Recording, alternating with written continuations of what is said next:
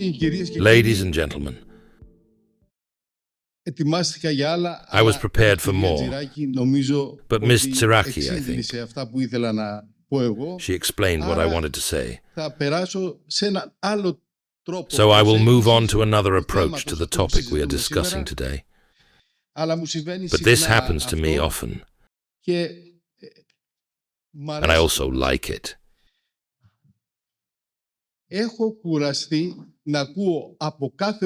I'm tired of hearing from every speaker the reference to sustainability.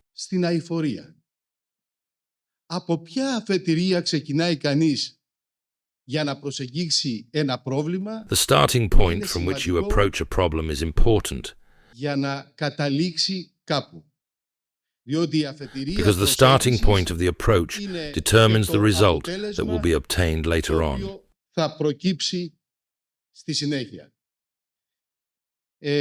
Κύριε Χριστοφορίδη, Mr. Christoforidis, in a manner similar to the ancient poets, who invoke the muse to inspire them to write, I now call upon you to assist me in this endeavor.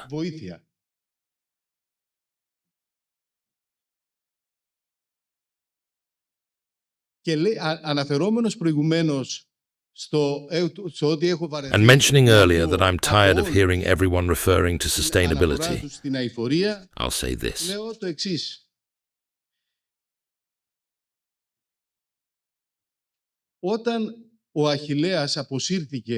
When Achilles withdrew from the battle at Troy because he clashed with Agamemnon,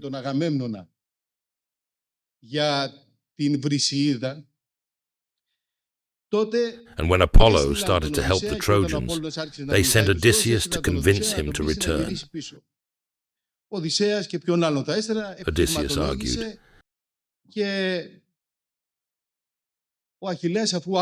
And Achilles, after hearing Odysseus, responded as follows: For hateful to me, as the gates of Hades, is the man who hides one thought in his mind, but speaks another. My enemy is he, just like the gates of Hades, who harbors one thought on one side of his mind and says another. This happens especially in politics. And as I serve in this field at the lowest level, be assured that it is happening. I was born in Santorini, and I grew up there. I left for a few years to study, and returned to witness the tourism development of Santorini from an early age. I knew a place when I was born, and I have difficulty recognizing it today.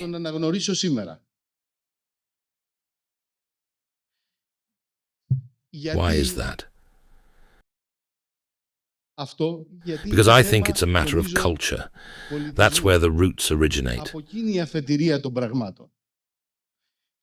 And I am reaching back into history again to say that civilizations have collapsed when this penetration between the matter and the spirit has been disturbed. The Doric civilization flourished for approximately half a millennium. The Dorians were content to spend their days in a state of happiness. When the Corinthians, following the Megarian decree, sought assistance from Archidamos, their appeal against Athens was based on the assertion that the Athenians were modernizers. They had allies, some of whom they had acquired by force, and others whom they had gained through persuasion. They also had the resources. Archidamos warned them against being swayed by passionate appeals, and among other things, emphasized the importance of what he called calculated sobriety. And we have lost our sobriety in how we manage our places. This is because we have focused solely on material values.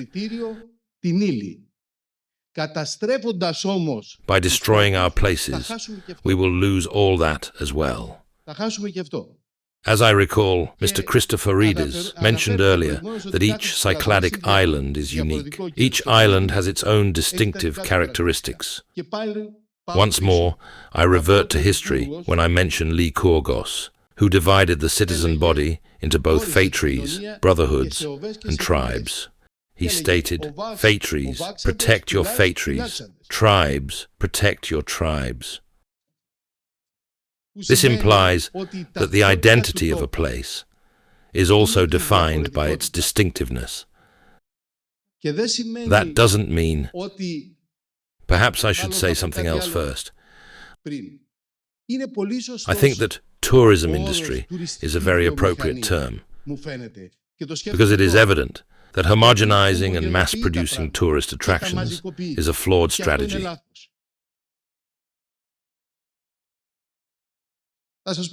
For instance, the island of Santorini received 3.4 million visitors in 2013,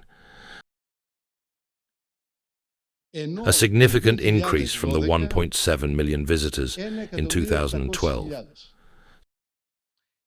Such rapid growth is bound to lead to a number of major problems. Indeed, the island is already facing a number of significant problems as a result of this dramatic growth. But the authorities did not listen to our demands. In 2012, and I think I was the first in Greece, I said that Santorini was saturated, realizing the consequences of the government's reckless and irrational rates of development.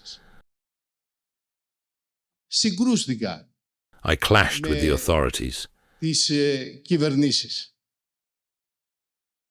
And in 2018, I sent to the Minister of Tourism a proposal for a ministerial decision to designate Santorini as a saturated area. There is no need for a single new bed in Santorini, as I often say. How would you describe Santorini? Often, to lighten up the situation, I tell people that it is untouchable and seductive for its resemblance to the Homeric Helen. As Euripides wrote in Helen, "I never set foot in Troy, but a mere shadow." I didn't go to Troy, it was my shadow. So, Santorini is Helen, but with a very important difference.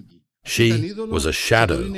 Santorini has a body, the body that now bears marks of shame caused by our reckless behavior. And that is the very important difference. So I wonder for how much longer this mighty landscape, created, as I like to say, by a little Big Bang caused by a prehistoric explosion, this magnificent landscape will be able to absorb the ugliness. We have been talking about culture and the cultural environment. Recently, and as I mentioned at the Acropolis Museum during the conference organized by Elet, I see a major expansiveness from the side of the Ministry of Culture. In 1995, as mayor of Pyrgo, I asked the second Ephorate of Byzantine antiquities to classify the settlement as a protected monument, the entire historical core of the village. In other words, to extend protection to the entire historical core of the settlement. 2 years ago, after it had passed through the Ministry of Culture, a permit was issued that would impact that settlement. A 3-story building, large in volume, with openings that are out of place in relation to the identity and morphological characteristics of the settlement, which, in my opinion, has destroyed the settlement. And this is irreversible.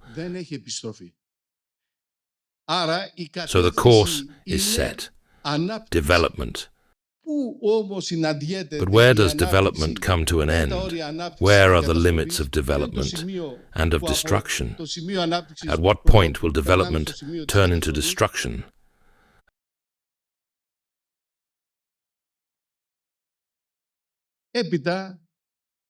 Allow me now to speak briefly about the role of architects. να πω ότι I notice that today's contemporary architecture can be found all over the place, from Abu Dhabi to the Canary Islands. And wherever you look, it has the same identity, which means that it is also homogenized. Δηλαδή ομογενοποιείται και αυτό.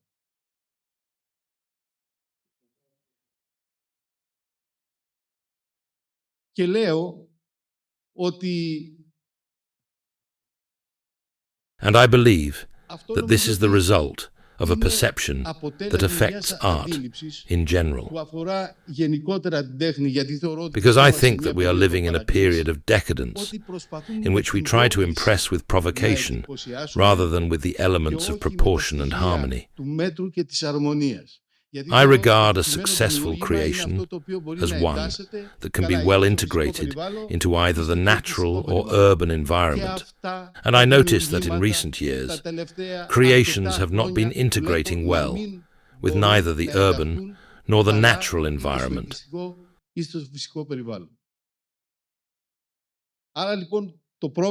So the problem is also an identity issue.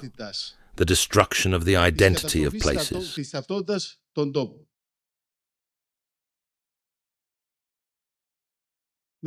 I do feel that coming to Paros and sharing the experience, I will finish soon. I won't exhaust my time. I am exhausted.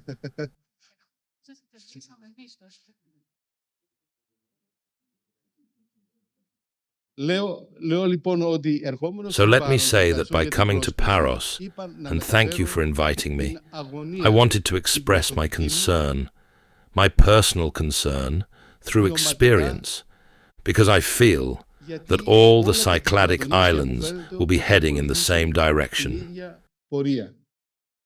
As you know, the special urban plan is underway. I went to see the Secretary General, Mr. Bakoyannis. I talked to him about strategic investments.